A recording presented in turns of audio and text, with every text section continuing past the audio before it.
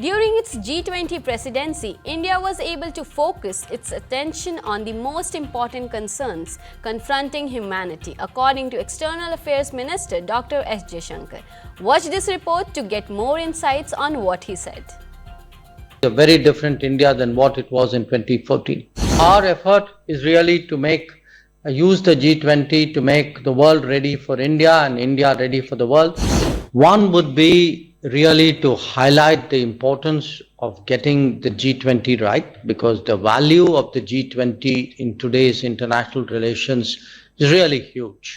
The gridlock today in the UN Security Council and the UN system actually makes the G20 even more important than it would be otherwise. UN Security Council finds itself in a way polarized and unable to come to a consensus on many issues. I think this is an occasion at this point of time. We are about a month away, a little more than a month away from the summit. If I were to pick perhaps 4 points which I think are important at this moment.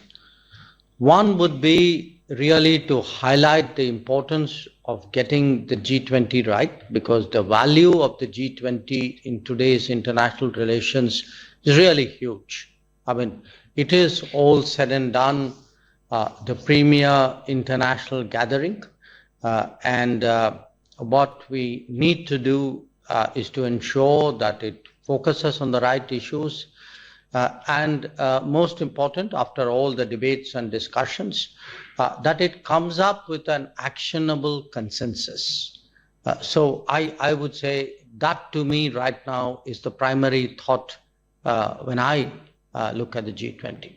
I make the point that the gridlock today in the UN Security Council and the UN system actually makes the G20 even more important than it would be otherwise. So that is not to say, I mean, peace and security issues have its place, but if you look in terms of overall global welfare, global good, I think the responsibilities on the G20 are perhaps a little bit heavier, precisely because today the UN Security Council finds itself in a way polarized and unable to come to a consensus on many issues. And my fourth point is, of course, a reminder of what is the mandate of the G20. And the mandate of the G20 is development and growth. And I make that point not because you are all unaware of it, you are, of course, extremely sensitive to it, but because if there is something today which is really under stress, it is development and growth. That large parts of the world today are following G20, they have a stake in G20, they would like to influence G20, the countries outside the room, outside the table, and that is because they find their development and their growth today under jeopardy.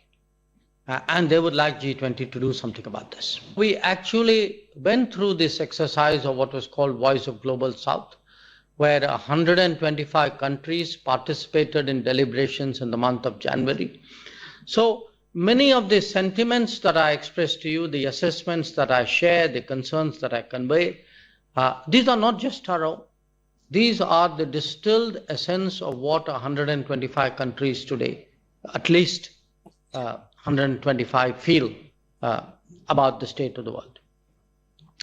Now, we are now chronologically significantly down the way where the G20 is concerned. A lot of the ministerials have taken place. Some of the important ministerials still, some of them have happened, some have more rounds to go. And in a way, you could say the jury is still out. We've had some achievements. We've still had a lot of work in progress. There is some which we hope will progress. I would really conclude by stressing that it's important for the G20 to realize that what unites us today is more than what separates us. So I'm not in denial of the fact that there are deep differences within the G20, but I do believe that there's a larger agenda to humanity, a larger agenda for the planet, and it's therefore absolutely vital that we find a common landing point when the summit takes place in September. The India that you see in 2023 is a very different India than what it was in 2014. And I hope that that's a takeaway that you will carry back in your baggage. So our effort is really to use the G20 to make the world ready for India and India ready for the world. But once again, I'm so happy to see you all, even if it is at a distance. Delighted to interact with you today, and I'm looking forward to the session.